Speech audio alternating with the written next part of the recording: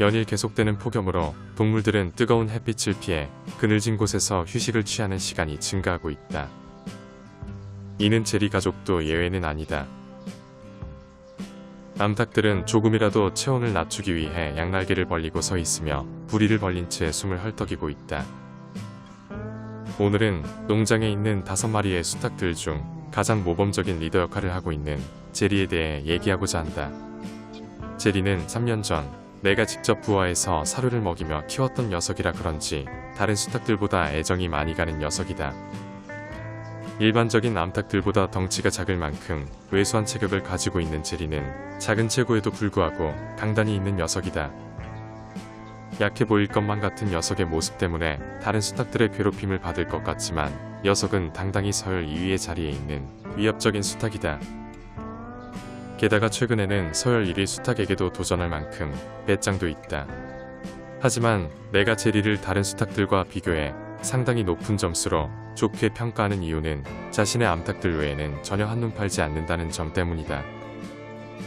돌봐야 할 자신의 암탉들이 있음에도 불구하고 끊임없이 다른 수탉들의 암탉들과 교미하기 위해 들이대는 일반적인 수탉들과 달리 녀석은 항상 지켜야 할 선을 넘어서지 않는다.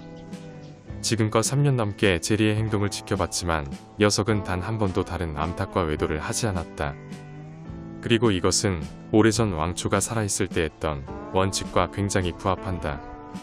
자신의 암탉들과만 교미하라고 나는 닭장을 무려 5개나 만들어 놓았는데 나의 요구 조건을 잘 따라주는 건 제리가 유일하다.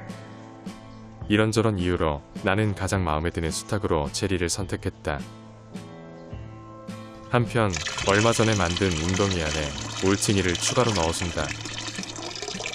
지금까지 2차례 넣어줬으니 이번에는 3번째가 되는 셈이다. 아마도 첫 번째로 넣어줬던 올챙이들은 이미 개구리가 되어서 농장 어딘가에서 지금 힘겹게 생존하고 있을 것이다. 두꺼비와 달리 개구리들은 천적들이 노리고 있기 때문에 끝까지 살아남을 확률은 많이 떨어진다. 하지만 전체에서 5% 정도의 개구리만 살아남아주고 내년에 번식하여 알을 낳아준다면 소정의 목적을 달성하는 것이다. 얼마 전 수생식물을 넣어줬는데 올챙이들이 다 뜯어먹어버렸다. 아직 웅덩이 안의 생태계가 완전히 만들어지지 않은 관계로 당분간은 시간을 두고 지켜봐야 한다. 그리고 첫 번째 웅덩이 옆에 두 번째 웅덩이를 만들었다.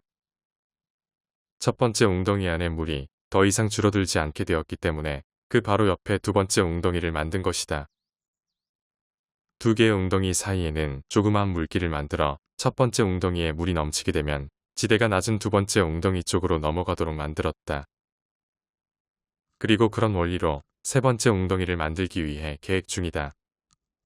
좀 더 많은 수의 해병대를 양성하기 위해 좀 더 많은 웅덩이를 만들 계획이다.